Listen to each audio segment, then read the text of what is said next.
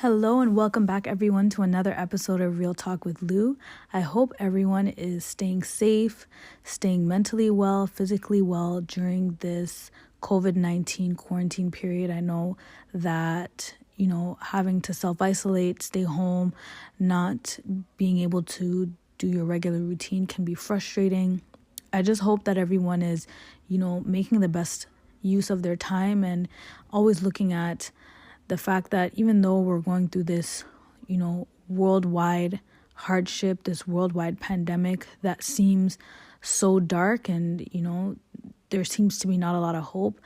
One positive thing that we can look at, the silver lining to all this, is that it's really given people around the world, families, the chance to just reconnect, refocus, spend time with each other, time that we wouldn't have otherwise taken out to spend and care for and love each other because of the busy lives we live, like the world moves so fast. Every day moves so fast. Sometimes I myself even catch myself not even taking time to look and appreciate the small things in life that I've been blessed with. We have our families, we have health, we have strength, we have safety and security. In the midst of all this craziness, I'm just grateful for the time, even just to rest. We're going a million miles a minute sometimes, and we don't even think to take care of ourselves and take a breather. But I can honestly say that over the last 3 weeks, I have been able to, refocus, take time, really focus on my self-care, really focus on meditating, getting closer to God, taking time, making intentional time out for those that I care about. I make intentional time to be in prayer and read the word every day, have a Bible study with my kids. I make intentional time to spend with my kids, together and individually, so that they have a little bit of my time every day. And, just giving them that intentional love and care that they should always get. But sometimes, in the midst of how crazy life is, we tend to not focus on making that time intentional for our families. So I definitely am grateful for the time. I'm grateful for, family and friends that have been checking up on me and checking up on my kids to see how I've been doing. I'm grateful for my church family for continuing to keep, the entire church in prayer and to keep us connected as much as possible, albeit virtually, but still it's been a blessing. So I just want to send out positive vibes and just reassurance and hope that all is not gone and all is not lost during this time. And I just pray that everyone just be positive and, again, look for the silver lining amongst all this darkness and try to look at the positive things. So we're going to jump right into today's episode, and I have a very special guest, one of my good friends from high school. We are actually going to do a little follow-up to my co-parenting part 1 segment. So I want to introduce my guest speaker. He's going to be coming on very shortly. Yes, he will be coming on very shortly. A very good friend of mine from high school. He's an excellent father. He is a chef. He is, he's just really an amazing guy. And I just want everyone to know that the narrative of this episode is not to bash, it's not to shame, it's just to shed light on a different perspective of the co-parenting conversation that I discussed on a previous episode. So without any further ado, I would like to introduce my guest speaker today. So everyone, I want to welcome David to the podcast. David, welcome to Real Talk with Lou. Thanks so much for joining in today. Just give everyone a little intro. Well, you already said my name. Weston Road, born and bred. I'm a chef. I just started my own business. Corona put that on ice. So here I am, passing time doing podcasts. Well, you got to do what you got to do. Don't worry about this. The whole corona downturn, like, I know it looks kind of bleak for everybody, but, you know, like, it's going to give you an opportunity to refocus and, you know, take the time to just recalibrate and come out stronger after this. You know what I mean? For sure. So, I don't think we have any other option. Yeah, really and truly we don't, for real. That's why I'm on this podcasting tip still, you know? Mm-hmm. So here we are. Yes. And I'm just going to give a little bit of what we're going to talk about today. So, as I briefly said in my intro, we're going to be following up on one of my previous episodes where I was talking about my co-parenting experience. My perspective is from the, you know, the quote unquote single mom perspective. And which we hear that story all the time. Yeah, we hear that story all the time. It's the most cliche song that we hear, you know, single moms, dads, you know, the dads are not helping out, they're not present, they're not this, they're not that. But I feel like we need to talk about the other perspective where fathers are involved. We don't hear a lot about involved fathers, especially within the Black family. And I really want to just highlight and commend and, you know, just really put them on a pedestal because they deserve their props just as much as single moms deserve their props. You know, and I'm not just talking about single dads. I'm talking about involved dads. I'm talking about dads that even if it's a situation where they're not with their kids' moms, they're still making that effort to be civilized, to be active, and to make the best possible situations for their kids. Because honestly, like, it's not easy. Not at all. And I think the hardest thing about dealing with it is all the stigma that comes right off the hop. I'll tell you a story about in the beginning, the pregnancy, right? Mm-hmm. We, my son's mother, I even tried my best not to refer to her as my baby mom, right? So my son's mom, she wanted to have a natural birth, so she had a midwife and all that kind of stuff, right? Mm-hmm. So I was at every midwife meeting.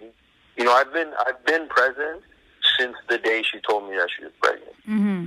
We weren't in a relationship. For me, there was no plans of being in a relationship. So, you know, I just kind of made that mental adjustment as quickly as I could.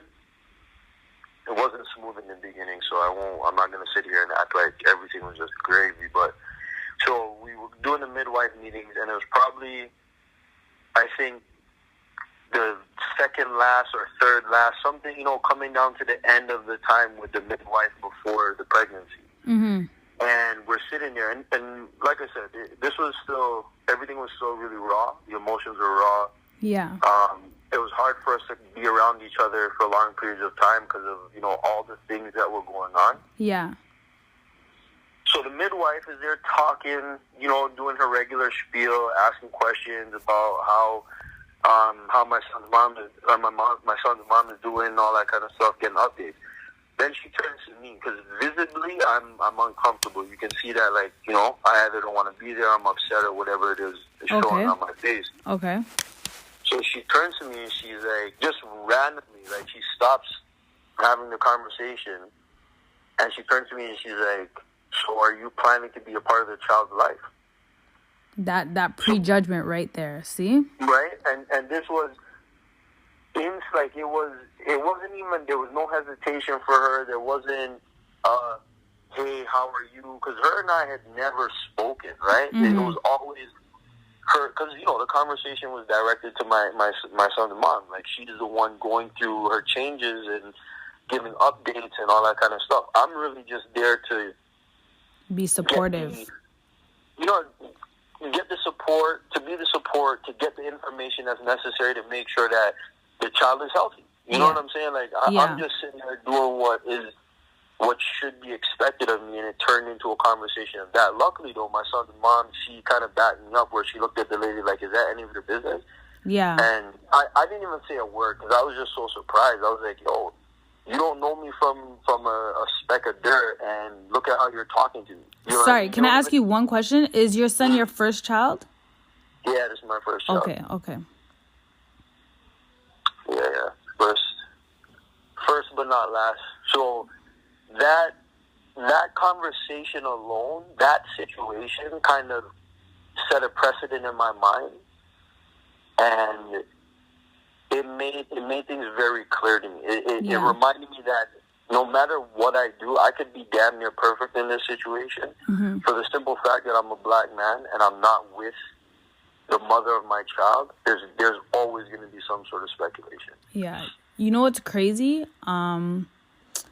I follow a lot of YouTubers and I listen to a lot of different podcasts. One in particular that I listen to very faithfully is the Deadass podcast that is hosted by Kadeen and Deval Ellis. They are a married couple. They have 3 kids, and they're content creators. Deval is on that Tyler Perry show on BET Sisters. His wife is a makeup artist, social influencer. They do a lot in media, but they're both very active in their kids' lives. One of the episodes, was it an episode or an Instagram? I can't remember if it was an Instagram video, a YouTube vlog that they did, or one of their podcasts, but he was talking about an encounter where he was out with his kids, and I'm not going to say it was a white woman or black woman, but some woman approached him and she just came up out of nowhere like, "Oh, you have your kids for the weekend?" Like, and he had to like counter like, "Yo, I'm not a weekend dad. Like, I'm a married man. I live with my kids full time." Like, and this just goes back to talk about that stigma. Like, you could be with your child's mother or not. As a black man, the stigma around fathering their kids and being involved parents is just like, we need to change the narrative and we need to change the dynamic because it's negative all the time. And all the time. You know, I want to be the first to say not every father, and especially not every black father, is a bad father or an uninvolved father, or, you know, the typical stigmatized type of father that people make them out to be. So I definitely feel for you having gone through that situation, but it's ridiculous that is how black fathers are portrayed just in general, right? It's just a day to day. But before we continue, I don't mean to cut you off. I gotta make sure that I give all the praises to those brothers who are there every day. Yeah. People come up to me and they're like, "Yo, you're such a good dad." Like, because, you know, they see pictures on Instagram or they see my son on Snapchat and all that kind of stuff. And I just want to make that clear that, what I do, it's basically I'm doing what is expected of me. You know what I mean? Those guys who put their pride aside, put anything aside to be in the home and try to make that work the best they can, and they're there every day for their kids, sacrificing. Like, those are the niggas that really need to be talked about. You know what I'm saying? I definitely echo that. Like, I give the most props to men that are out there making their families work. And again, if it's not a situation where they're with their child's mother, I take my hat off to every man that keeps it civilized. You know what I mean? That's another big issue, and it's not just men. It's women too. Like, you're in a co-parenting situation, but you can't be civilized with the other parent. I think that's ridiculous. I think it's selfish. And at the end of the day, when I look at those people, like, I honestly say that they're not in it for the kids. You know what I mean? They're not putting their kids. They never were, though. Yeah, they never were. That's the thing. They never were, and that's where people have to start to take ownership of the shit. You know what I'm saying? Definitely. Like, again, I don't. You know, I'm not. I would never come on to speak ill of my son's mom, right? But not to say, but I should say, but her intention or her emotion or her feelings or whatever it was that she was going through that led her up to the choices she made, I don't think was just in the sense of, are you doing this are you doing this with in mind of the child's best interest, or are you doing it for yourself? Yeah. I feel like if you're not in a committed situation with somebody, or if you're not working to be with somebody like that, that's always a lose situation for the child. It doesn't matter how, because I say for my son, right? I think his mom gives me full access. Mm-hmm. You know what I'm saying? Like, I try to be there as much as I can. Yeah. We do the best we can to work together, but at the end of the day, I'm not there. There's moments when, like, you know what I'm saying? Like, she'll call me or she'll send me a video or something will happen, and, you know, obviously I can't be there until the next day. So it's like, you know what I mean? Like, no matter what, it doesn't matter. Oh, someone's calling me, interrupting. It doesn't matter how hard we try. He's always going to lose in some sense. Yeah. And it's an unfortunate reality for a lot of kids. Like we know each other from high school times. I'm not with my son's father. The situation isn't great. It's not even good, you know? I commend you. Worse? I'm not going to say that it got worse, but it definitely is not where it needs to be, considering like my son's turning 13 this year. Like, and all now shit ain't together yet. You know what I mean? Like, I commend you guys. Like, your son's much younger, so I consider you guys to be relatively young parents. Young in the sense that you're still kind of new to the parenting game, right? It's gonna take some time to work out your kinks, work out your difficulties, and come to a place of compromise so that it is the best possible situation for your son. But in terms of my situation, like, yeah, like 13 years down the line and men still are in their feelings, like, yo, like, let's just be civilized for the sake of raising our son to feel loved and not feel like he's torn between two parents. And that's what always happens.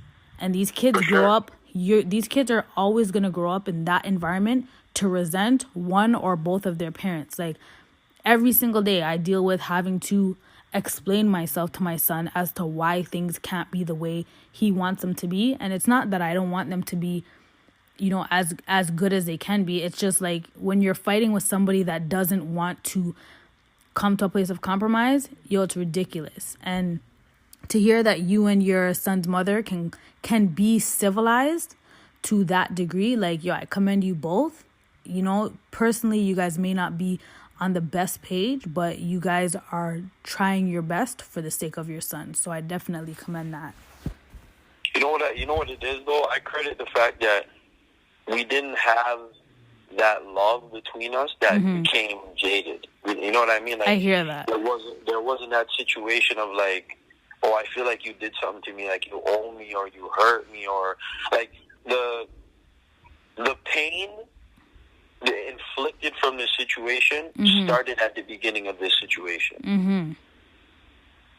You know what I mean? So it wasn't like a long relationship that turned into something. It was, okay, this all happened at once. So it was kind of, in a sense, it was easier to deal with because it was just, there's no backstory to deal with. There's no backstory. You just got to put it aside and move forward.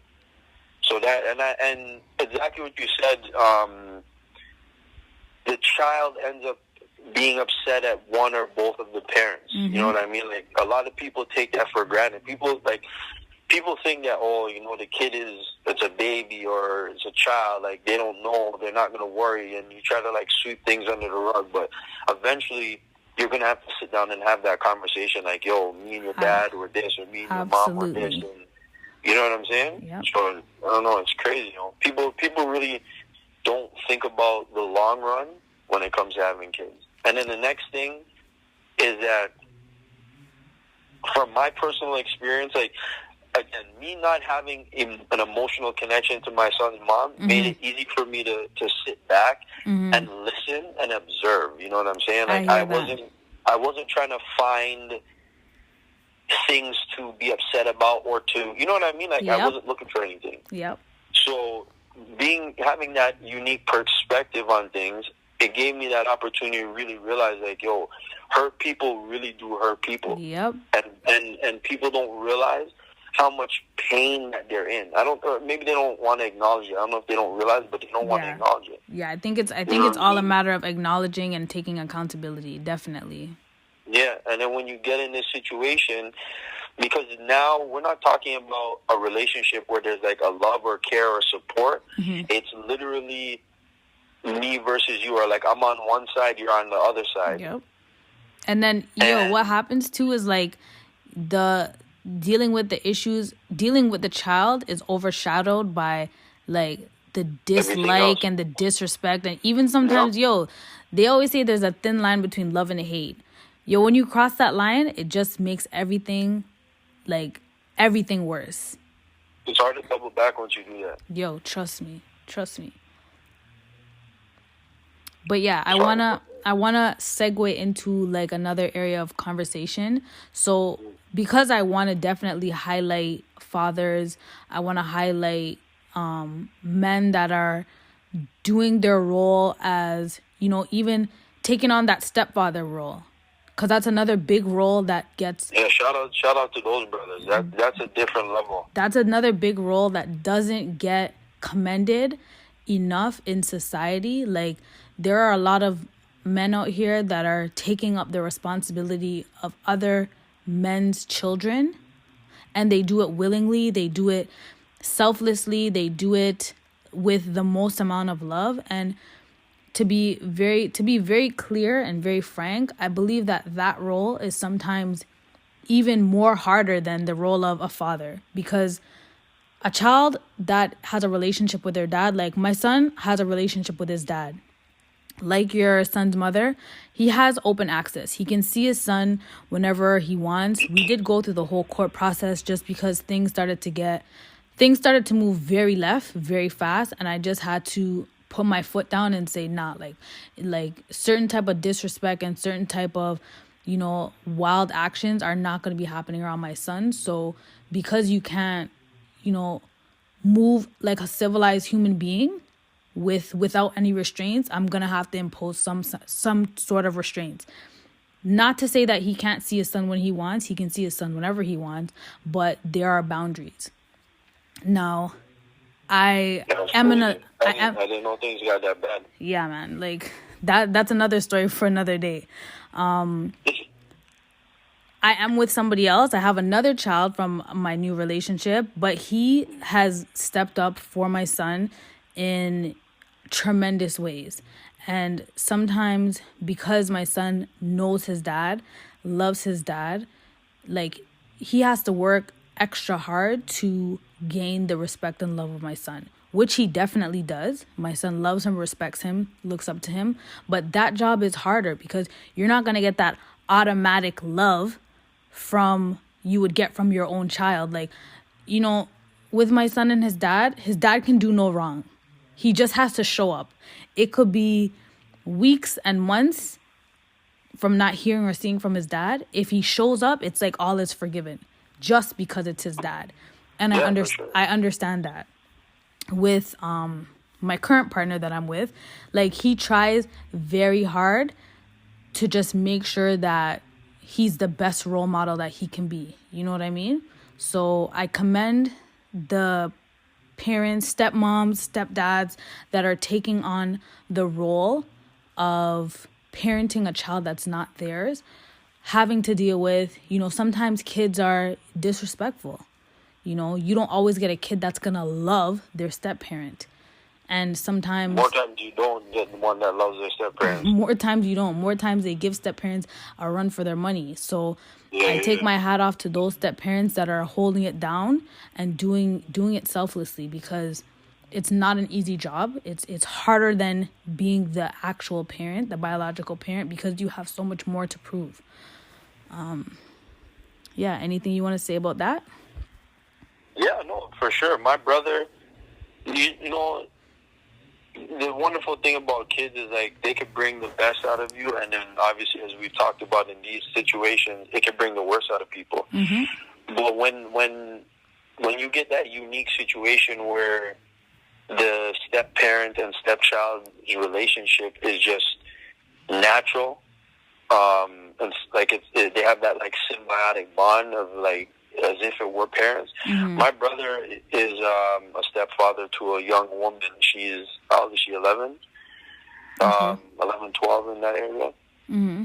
And, from what I've always seen and been around and heard, like their relationship is amazing. And it always surprised me because, growing up, my bro was such a hot-headed person. Like I never pegged him as the type of person to have that level of patience to go in, deal with, deal with another man. Obviously, her father, because her father's around too. She spends, I think, every other weekend at her father's house, so she has that relationship with her dad, just like you were talking about, where it's like, Dad comes to pick her up. She doesn't care about nobody else or nothing else. Dad's at the door. You know what I mean? And just seeing, and I'm sure there's times when it hurts or it becomes hard for my bro, but he holds it down. So I really have to say, like, the challenge in that is immense, and people who do that, I tip my hat to them, because I don't even know if I would be able to do that. You know what I'm saying? Like, it would take a very special situation, I think, for me to be able to. I agree. Put that amount of pride aside on a regular basis to be able to make it work. Yep, because especially when you live in the home, like, it's an everyday thing. Like, you can't be a good step parent today and not be a good step parent tomorrow. Like, you have to always have that hat on, regardless of the situation. And I'm gonna be so honest, like, sometimes, like, my son's turning 13. He's at the age where he's given attitude. He's mad annoying sometimes. I love him to death, but, like, sometimes I just want to me and you're gonna have to scrap if you don't fix your attitude right now. Like, for sure. I don't know how. If you said anything else, I'd call you a liar. I don't remember being like this when I was 12 and 13, but don't lie to yourself. Honestly, we come from a different time though. Like, our era of being kids, like, it was your child be seen and not heard. Not today's kids. They have to be seen and they must be heard at all costs. Like, that's my son's whole thing. Like, you need to pump your brakes, because me and you are not size. Even though you're a little bit taller than me, we're still not size. But yeah, like, he will confide in, his stepdad more than he'll confide in me sometimes, more than he'll confide in his dad a lot of times. And I'm just like, yes, take on that mantle, because sometimes I can't deal with it. So, like, he sometimes has a better way of dealing with my son than I do. Like, he can, which is understandable. And I want to make that point too, right? What you're saying right now is something that a lot of young people that don't have kids yet or are not in that situation, they don't understand. You need both parents present. It doesn't matter. Like, the being together is more of the focus for most people. Whereas people need to understand that the child, in order to grow and benefit and become a productive member of society, needs both parents. Look at all of us that grow up in single-parent households. Yeah, we may be tough, we may be hustlers, we may be, able to stand on our own 2 feet or whatever. But then when it comes to being humble or being open and allowing people into your pain and growing and developing, like, look how much of us stumble in these aspects of life that are necessary. Yep. You need both parents. There has to be a yin and a yang. Yep, definitely. The one thing I say, and I always give credit to my son's mom for, is that fact that, when it comes down to it, she allows me to be the father that I need to be. So when I need to discipline my son, or when I need to talk to him, or when I need to take him and show him things, she doesn't get in the way of that. You know what I'm saying? So it's like, and as retrospectively, like, when it comes to the way that she wants to care for him, I make sure that I respect it as much as I can. You know what I mean? Like, I try not to get in the way of certain things that she's doing. That's the ideal. Like, like, I'm so glad you said that. You said both sides. Like, she gives you the respect of, being the father for your son, and you give her the respect of being the mother and the nurturer and the caregiver for your son, because that's what parenting is. Like, as a mom, there's certain things that I'm not going to be able to give my son straight up, that he needs certain values instilled from him from a man. And this is my podcast. This is my open forum to say what I want to say, when I want to say it, how I want to say it. Like, 9 times out of 10, he's not getting that male dominance, that male upbringing from his dad. Like, my son's dad doesn't take that father figure role seriously. And there's things that, as as a boy, as a black boy growing up in 2020, like, there's things that your dad needs to teach you, and he doesn't get that from his dad. So I'm so grateful for the partner that I have, that he's able to instill those values into my son. Because as a black man in society, if you don't have a strong black man role model to look up to, you'll fall to the wayside. And I see it so much. With today's youth.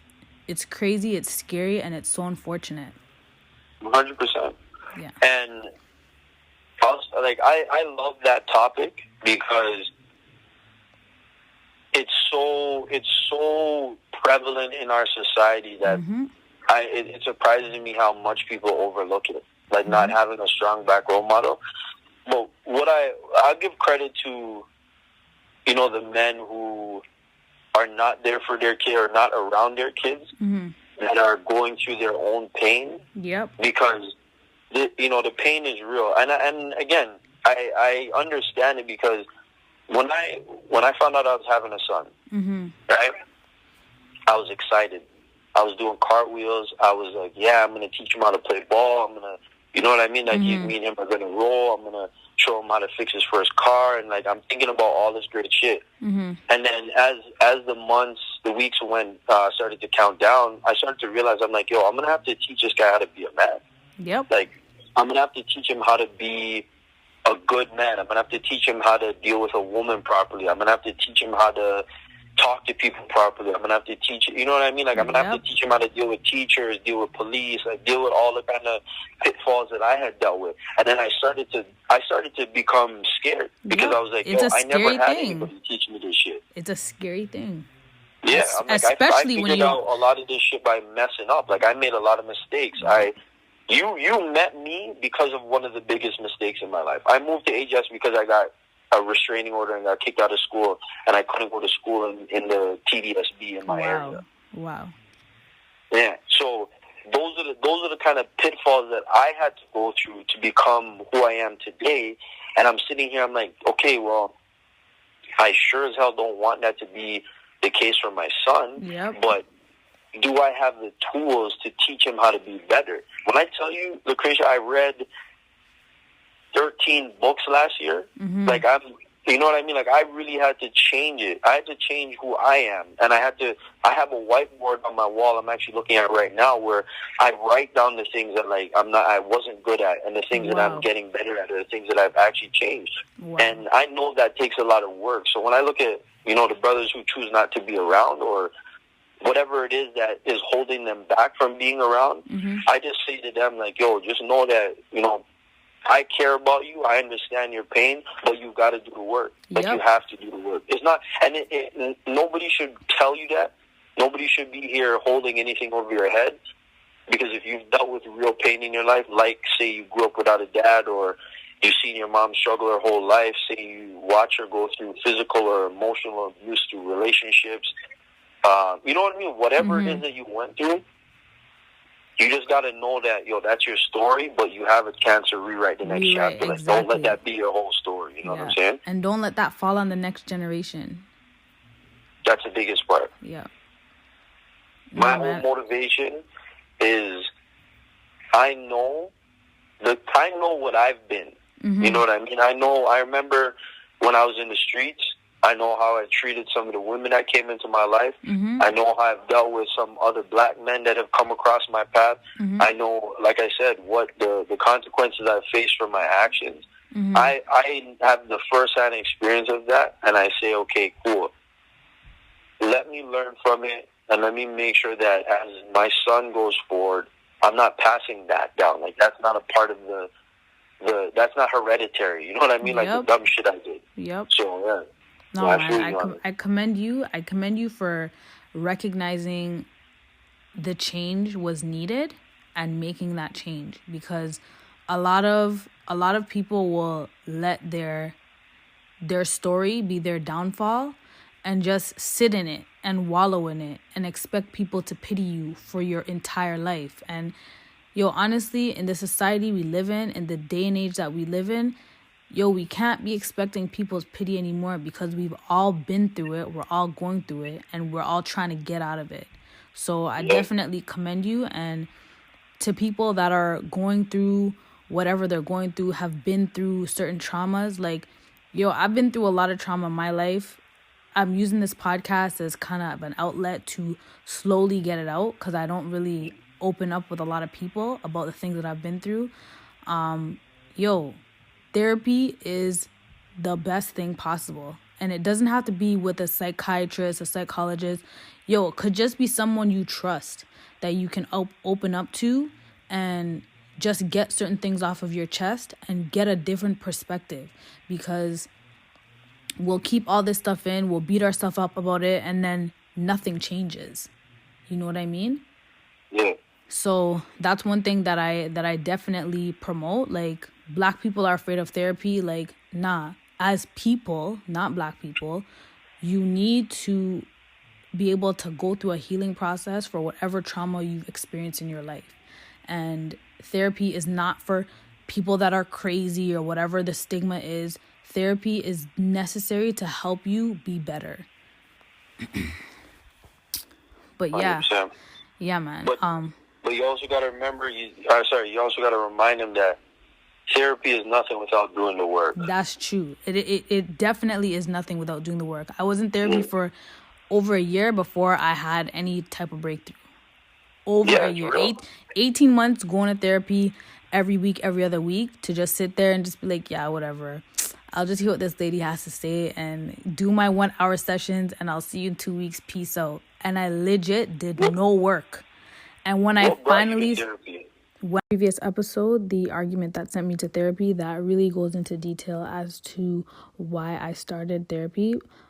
Just to give you a quick little recap of that episode, I got in an argument with my current partner over, honestly, some stupid stuff. When I look back now, I can see that it was a lot of underlying issues that I had within myself. And because I had never worked out those issues, I wasn't good at communicating my feelings, and I just pretty much blew up. And that created a huge argument. And, you know, from that argument, I started getting really bad anxiety. And I said to myself, you know what, I need to get myself under control. And I decided to go to therapy. When I finally started to do the work, I finally started to see, like, the things that were wrong with myself. Like, whoa, like, these are things that have really changed the course of my life, that if I would have acknowledged them sooner, like, I would be in a better position than where I am today. Not to say I'm not grateful for where I am, but seeing myself was a game changer for me. I feel you. Yeah. I want to talk on this last topic for this podcast that I really want to touch on, and it's kind of the premise for part 2 of the co-parenting series. Like I said before, I wanted to look at the co-parenting dynamic from a different perspective. So part 1, we talked about, single moms, good moms, dealing with, uninvolved fathers. This series, I want to talk about the other dynamic, good fathers versus mothers, not necessarily bad. I don't want to say bad mothers. I don't want that to be the narrative, but I want to say, from my own personal experience and things that I've seen, there's a lot of times that, some mothers are not as involved with their kids.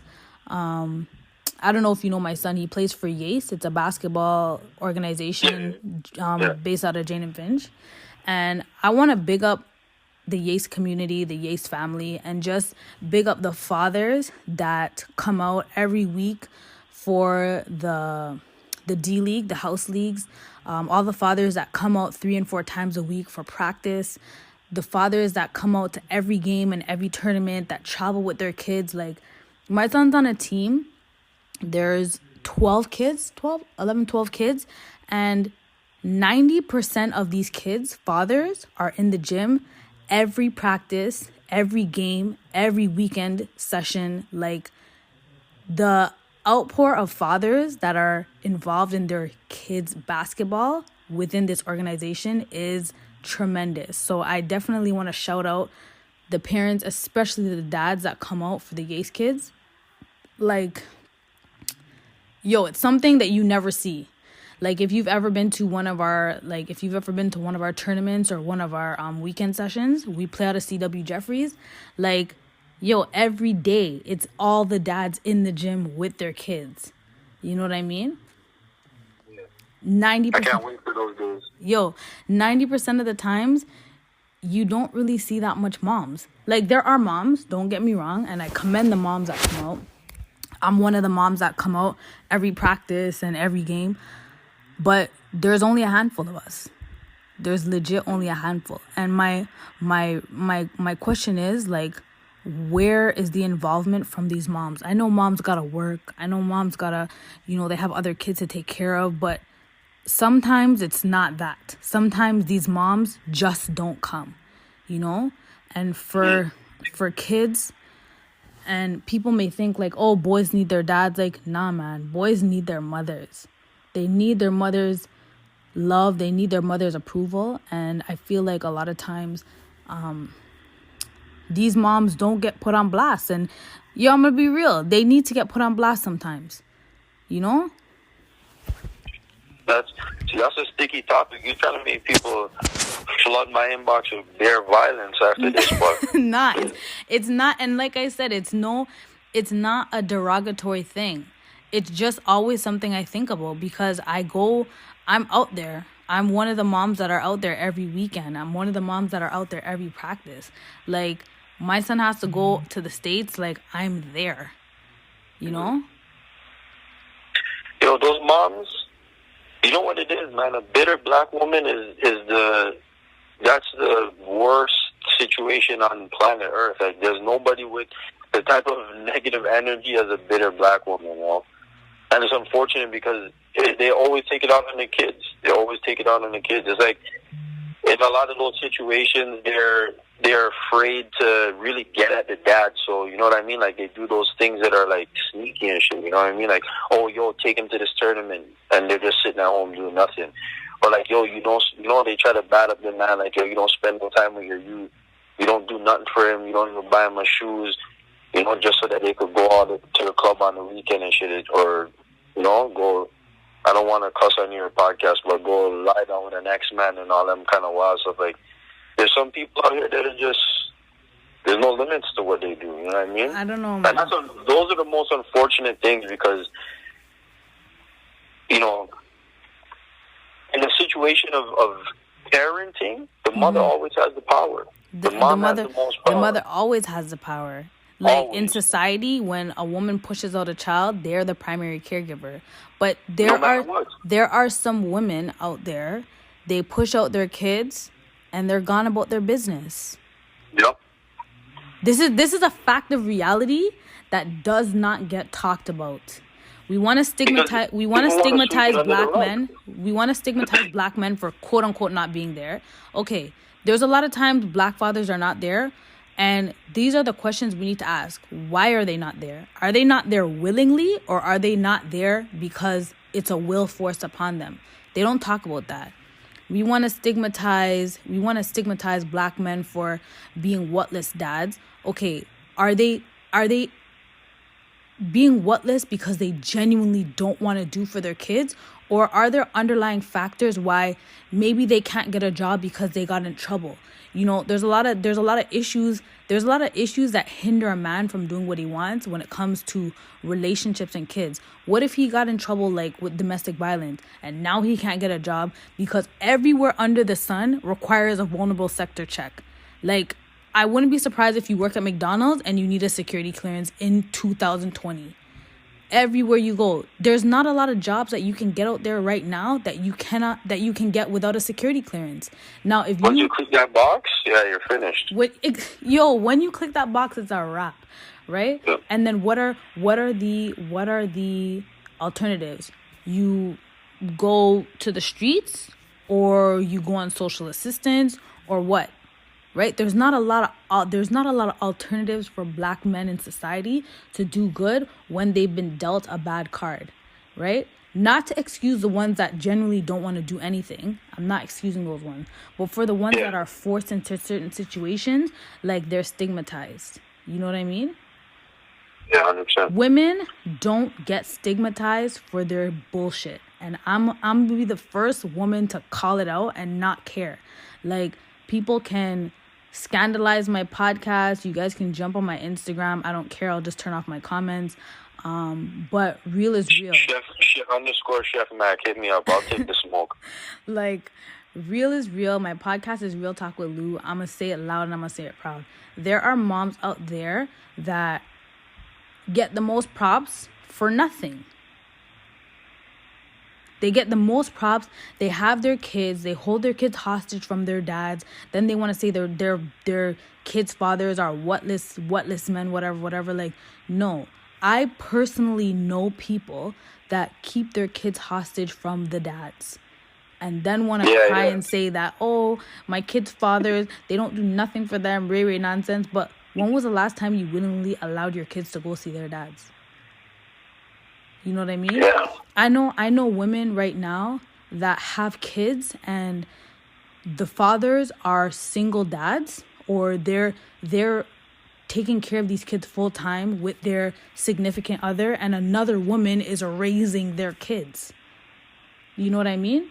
As a mother, like, yo, how does that look and how do you feel? Another woman they don't feel away. Another woman is feeding your kids, nurturing your kids, clothing your kids. There's some moms out here that don't know how their kids eat.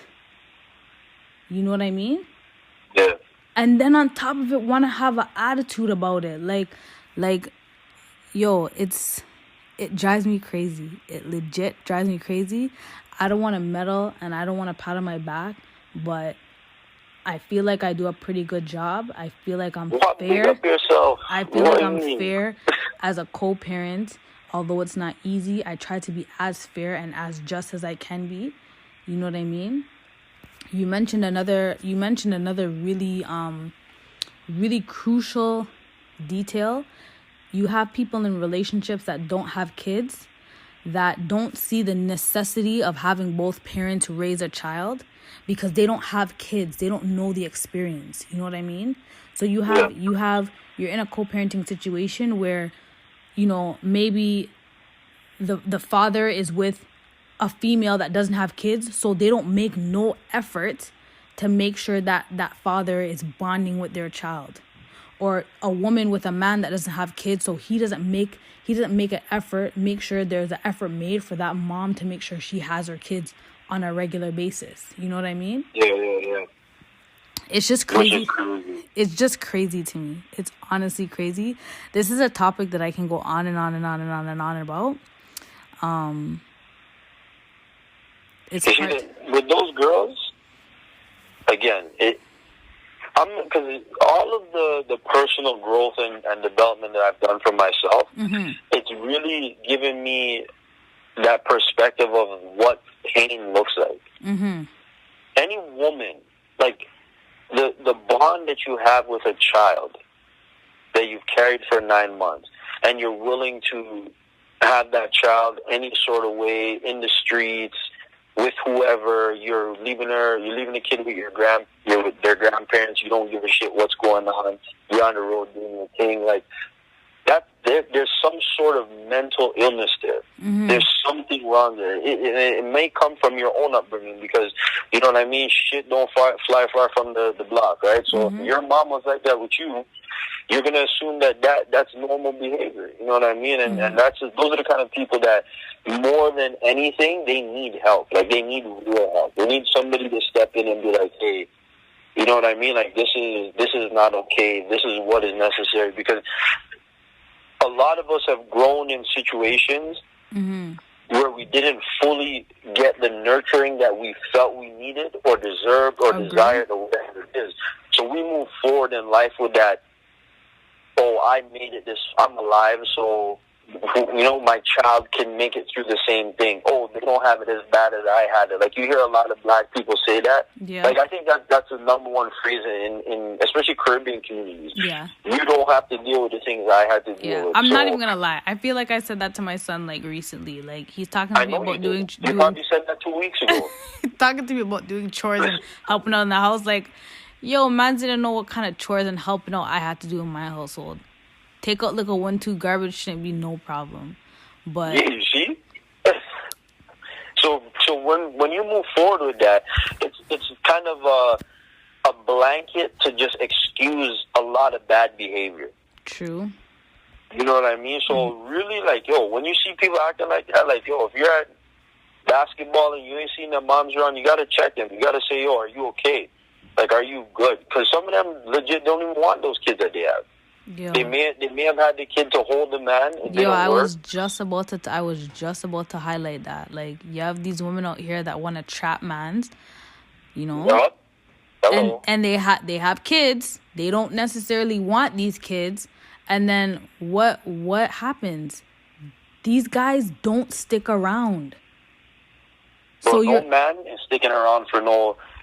You try to trap me, pygmy. No man is sticking around, and then what happens? You have a child in this world that mom doesn't want them. Dad is not there because they don't want to have nothing to do with the moms, and then you have a messed up child in society. Like, bare resentment and hate and self-hate. Bare resentment, bare hate. You have this is breeding grounds for a child to just go crazy at some point in their adult life. Honestly, 100%. But yeah, my thing, man. I don't know. Like I said, man, I think, I'm on the podcast to shed light at the fact that, we all got pain. We're all hurting in some way. Yep. The worst thing that we've done in our community is everybody wants to be judge and jury for somebody else. Yep. That's the worst thing we've done for each other. Yep. It's now that we have all access to so much information, like you said, therapy, there's better ways to deal with the trauma that we've been through. We need to come together to change it. I can say in all honesty that me and my baby moms, we may never be friends. Mm-hmm. We may never have a like that type of cordial relationship where we're sitting down buddy and all that kind of stuff in front of my son. Mm-hmm. And I'm not saying it's because she doesn't want it. That's more because I don't want that. Mm-hmm. But my commitment and I don't want to sound like I'm contradicting myself, because my commitment is to my son, mm-hmm. and my commitment is to having that relationship be as positive as it can be to set an example for him. Mm-hmm.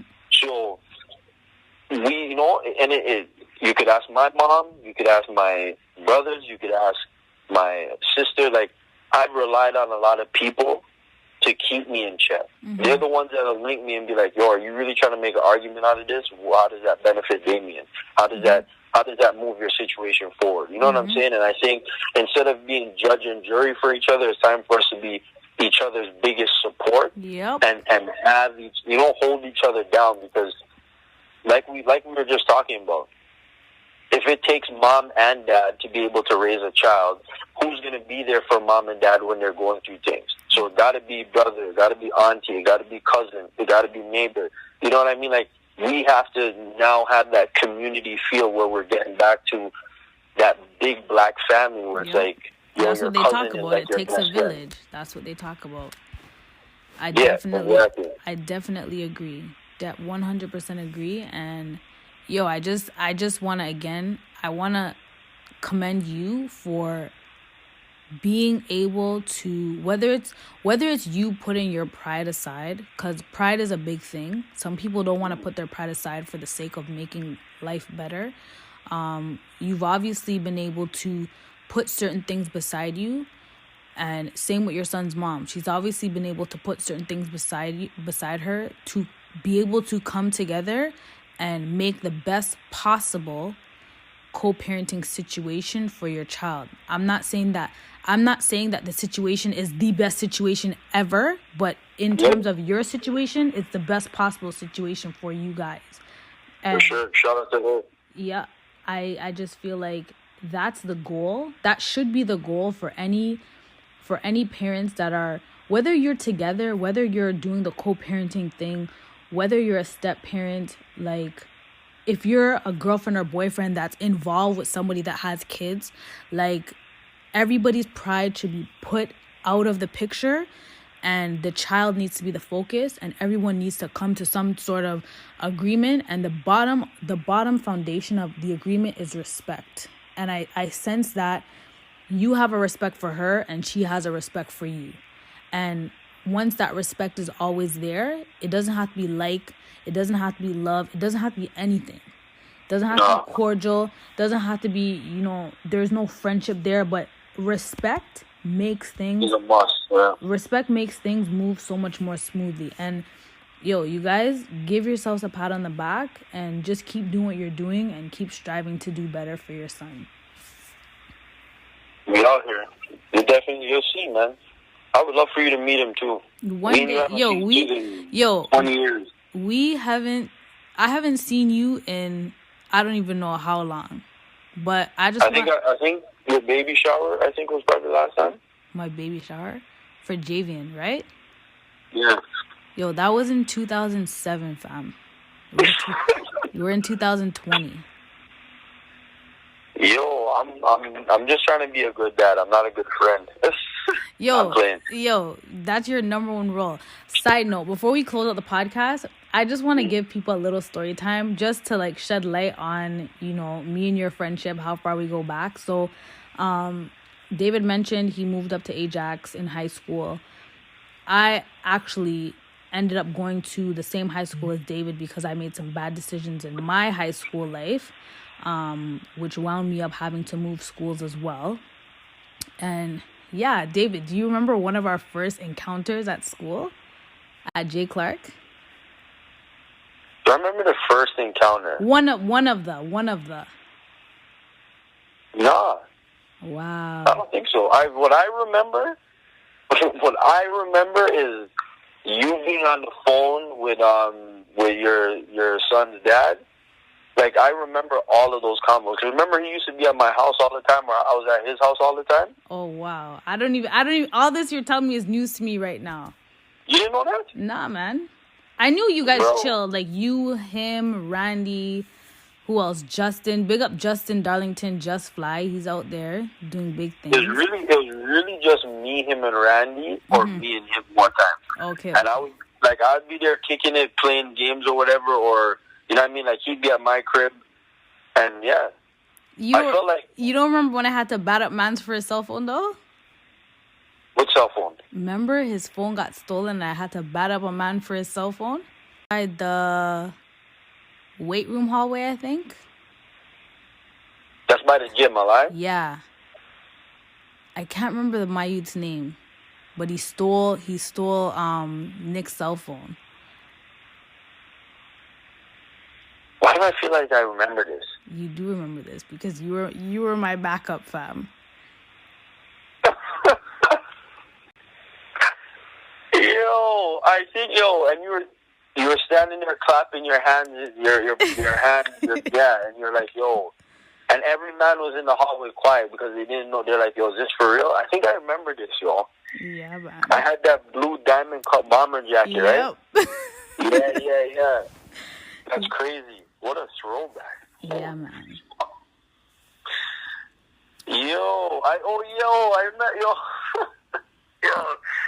I remember because after we left, you're like, yo, don't know for having my back. And that was, you're right. That was like the first time we had actually really met each other. Like, yeah.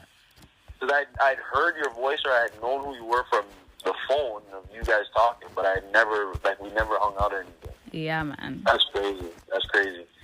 Got that. We gotta see, that's the kind of shit, niggas gotta write those things down. I'm writing a book one day. I gotta put that in the book, yo. Yo, start a podcast, fam. That's what you need to do. No one reads books anymore. They don't read my book, trust me. Anyways, I'm gonna plug my sponsor one time on the podcast. So, you sound like you're into reading books. Why not plug your headphones in and listen to audiobooks on Audible? I have a link. Audiobook sponsors you? Yeah, Audible. You're your boss. I try things still, but yeah, Audible. is sponsoring this podcast. So shout out to our sponsors. You support them, they support me, and I'll be able to put up more better content. I have a promotion going on right now. If you sign up, you get a 30-day free trial, 1 free audiobook credit, and 2 free Audible originals for the first month. And then after that, it's $14.95. You get unlimited access to millions and millions of audiobooks, and once you download them, even if you cancel, you always have the audio file stored on your mobile device. So shout out to Audible, and thank you for sponsoring the podcast.